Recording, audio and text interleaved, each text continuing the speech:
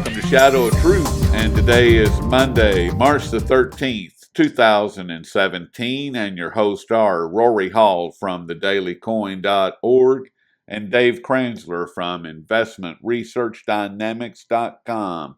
What's happening, Dave? Well, it's just another Monday. Wake up knee deep in the BS out there. Wake up knee deep in the BS. Well, that doesn't sound like too much fun, but It doesn't sound like fun to me, does it? I guess it is what it is. That's what it is. Let's see if we can wade through some of this BS. He puts it in proper perspective. All honesty, what's the 5-sentence summary? The 5-sentence summary would be: Julian Assange came out, explained in detail in his press conference exactly what, how, when, and who the CIA was targeting, the technology that they were using, and the prostitute media, instead of explaining that to the American people what had happened, they went on the attacked Julian Assange, attacked WikiLeaks, told the American people that he's a traitor, and basically covered everything up once again, and just proving exactly what President Trump said about 2 weeks ago, that the fake news media is the enemy of the American people, period. They are the enemy. They are the number one enemy that you and I and everybody else faces every day. And that was really the telling point for me. Here's the thing, though. I agree with that, but the press, the media, the mainstream media is just, it's part of the evidence of it's the visible evidence that there's a deeper enemy of the American people and the American public, and that would be the deep state. And I actually alluded, I can't remember if it was in a blog post or maybe it was on Shadow of Truth. I had suggested that Wall Street was just as much a part of the deep state as the Defense Department, CIA, NSA. And I read an article yesterday that basically, the guy lumped in corporate America, the big influential pieces of corporate America, big pharma, GE, big oil, Exxon, yeah, big agriculture, that, yeah. And also, it was the first time I'd seen anyone allude to the deep state as being anything other than the Defense Department and the NSA, CIA, etc.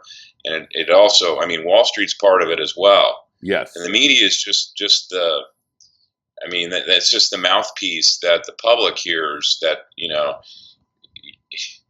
they're the front I guess man. At the highest level, the guys who own the media are the same corporations that are part of the deep state. Correct.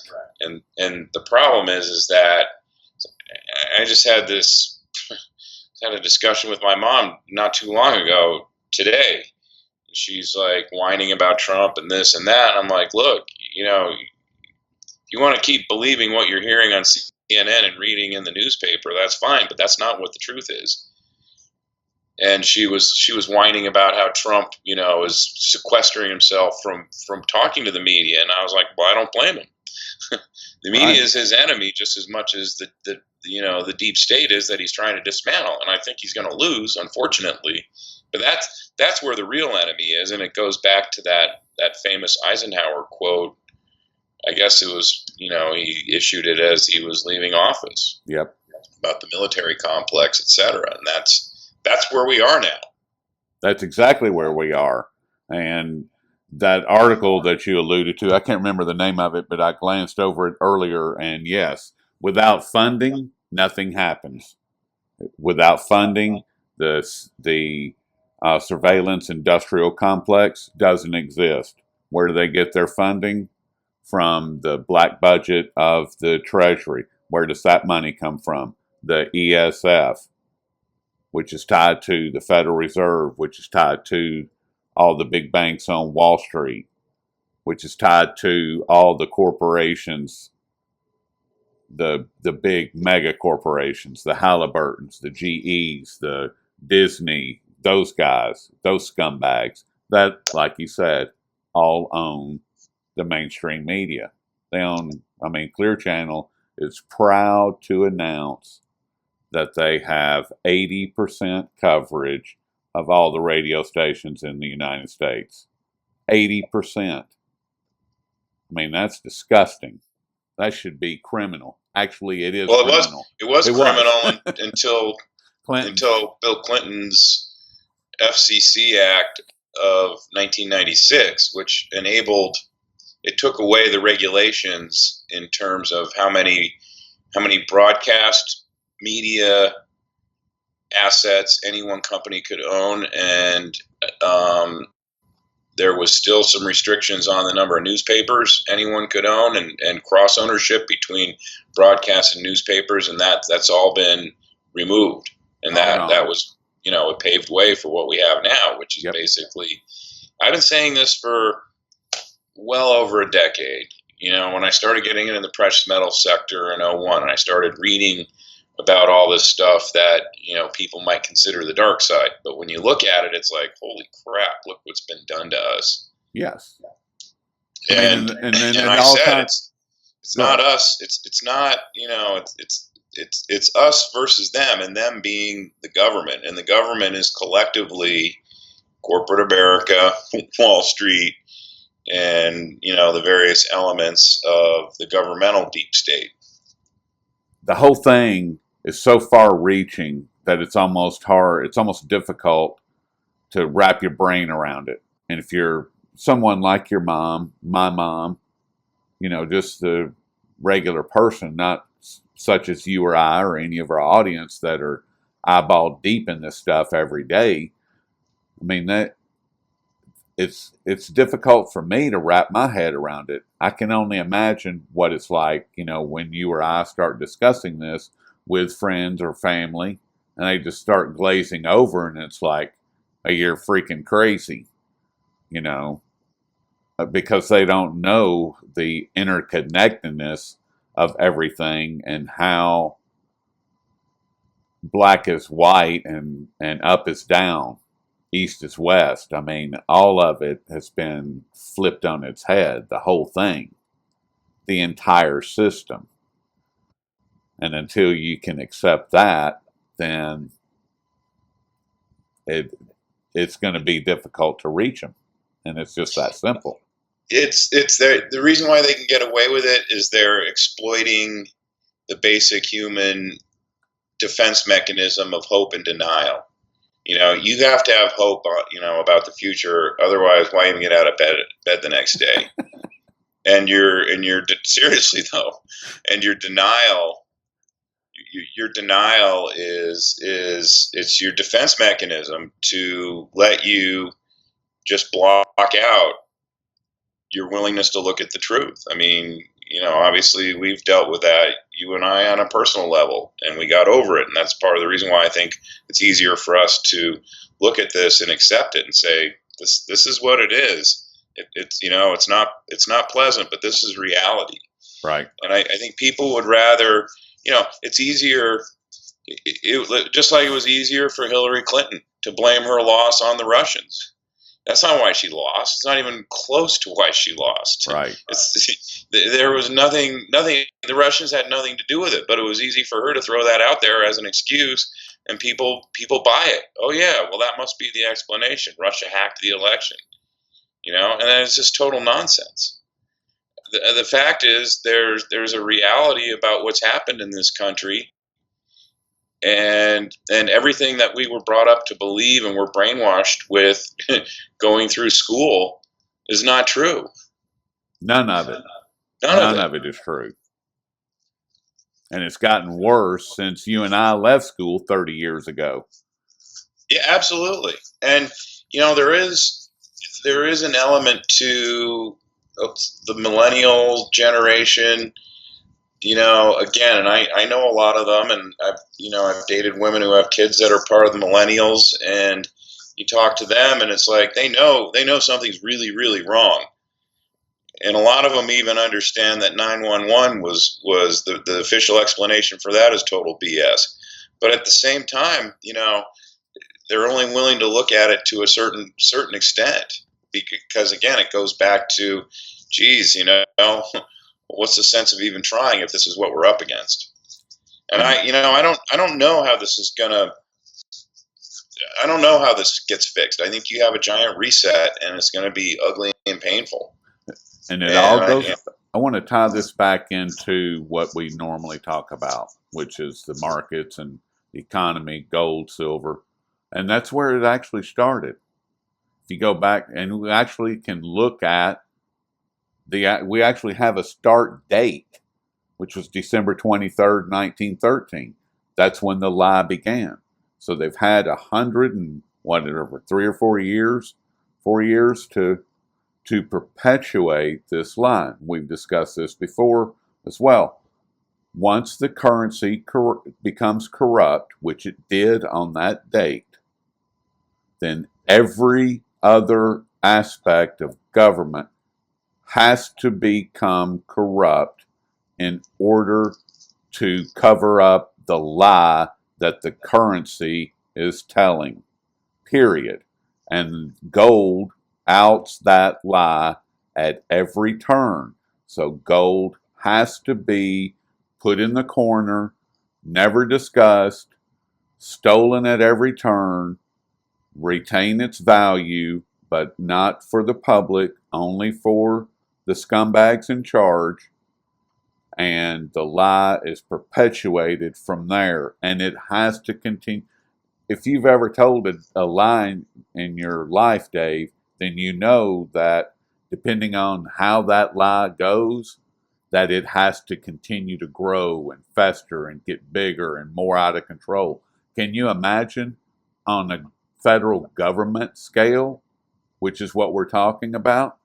And that's where it started, and that's what we're dealing with. So all of this that we're currently dealing with, in my opinion, and maybe I may be wrong, but it all began on that date, December 23rd, 1913, when the Federal Reserve Act was signed into law and the Federal Reserve System hijacked this country, period. So, or am I wrong? I mean, or is there more to it than that? no, there's two events. It's the founding of the Fed and the founding of the IRS. Yes, the IRS is nothing but they're nothing more than the police for the Federal Reserve. That's all they are. Right. I mean, and it would basically, to this day, there's no law out there that requires you to pay an income tax. Right. There's a tax on profits, and that's in the code, and that's in the Constitution. There's not an income tax, and occasionally there's someone who will fight that, and they'll win. But even the court system structured around defeating anyone who tries to protest and contest the income tax that they're paying. But if it's that there's a Aaron Russo documentary called From Freedom to Fascism, which is available for free on YouTube. Yep. And it's worth watching. But he goes through and he documents that whole thing, and he sits down in front of a former IRS commissioner and says, show me where it says I have to pay an income tax. And the guy completely avoids the question. Because it doesn't exist. It's the twofold thing. I mean, it's just like the fiat currency is that's pulling the shade over one eye, and the income tax, the enforcement of the income tax, is pulling the shade over the other eye. And at that point, you may as well just put your head in the sand and hope for the best, which is what most people have done. Yes. But that's where it all started. That's where it stems from. Yes. That's what everything that we deal with every single day with this police state, this out of control, deep state, shadow government, whatever you want to call them, all of that, that's where it was born. That's where it came from. Otherwise, it wouldn't exist. And the only way to root it out completely is to allow gold to tell the truth that it tells, eradicate the Federal Reserve System, the IRS system, and bring the ESF, the Exchange Stabilization Fund, bring that to the table, period. Take that out of the hands of the Secretary of the Treasury and put it back into the hands of the people, period. Otherwise, it will continue. It won't stop until that stops. Well, in other words, you need a complete reset, which is what I said earlier. You need to reset the whole system, and that you got to burn it to the ground. But that's not going to happen in a way that's pleasant for anyone. Not even for these guys who are going to have the system reset from underneath them. And that, unfortunately, I hate to say it, but for me, it's leading to World War III, because you have global conflict that erupts whenever there's a big reset. Yep. That has to happen. And just to get back to your point about real money versus fake money, I mean, our whole system is built on the lie of fiat currency. We got 20 trillion of federal debt outstanding, which anyone with half a brain knows is not even remotely payable. It'll never be payable. I mean, when I sat down and gave a presentation to the Boulder Libertarian group, even these people were trying to argue with me that, well, if we can generate enough economic growth, we can repay that debt. No, it was never intended to be repaid. Right. The debt is the federal debt is just another disguised form of money printing, because debt that's issued is money that's been printed until that debt gets repaid. Well, that debt has never been repaid since 1971. I don't know if there's any point in time where the actual level of Treasury debt has gone down between 1971 and now. It cannot. And the whole system's a lie. The stock market's a lie. The stock market and everything is built up on debt. Middle class housing is a lie. I mean, you go and you put 3% down on a house, you don't own it. The bank owns it. You're just paying rent to the bank until you default. Exactly. That's exactly right. And if let's say this illusory $20 trillion was to be magically paid off, which it can't, because that's not how the system is set up. The system is set up to continually build more debt, just like you said. If it doesn't build more debt, then it implodes on itself, because that's the way that the dollar or the Federal Reserve note is designed. It's designed to be a debt instrument, not a pay off the loan instrument. Right. I mean, that's the only way you're going to cleanse this thing, and it's. I don't even want to imagine what it's going to look like. I mean, it's coming. There will be a day of reckoning coming, but who knows? Who knows how long they can kick this can down the road? They've kicked it. They just keep reinventing stuff. They are not reinventing, but coming up with new ways of doing money. Right. We'll call it QE this time. We'll call it QE twist next time. And who knows what is in the heads of these lunatics as we speak. I mean, we don't know. It won't be gold. It won't be silver. I can assure you of that. Unless, like you said, at first we'll have thermonuclear war. Then we'll have gold and silver, but not until. That's right. I mean, I think that's how it's going to unwind, unfortunately. It is unfortunate. Well, what else you got, Dave? I don't know. I kind of want to jump out the window now after that conversation. Oh no, that's very hopeful. No, we got to stay vigilant about what we're doing. We got to stay in front of it and continue to have those conversations with our friends and family, regardless of how painful or how much they reject it.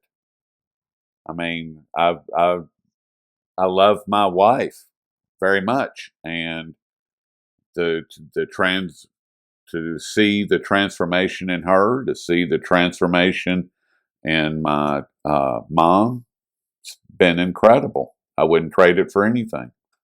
Neither one of them are where you and I are at with 100% of acceptance of what is in front of us, but they're a lot further along than they were just a few years ago.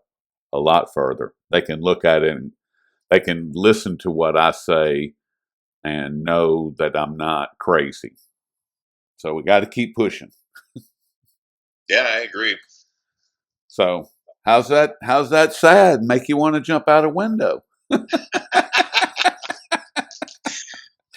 I was just trying to add some levity to the conversation. Should make you want to run out and grab a couple edibles. Well, see, then that would just put me in the same state of denial that the population is in. Oh, well, all right. Well, I hope you don't jump out a window so we can do another show on Thursday. I plan on being right here recording with you on Thursday. All right.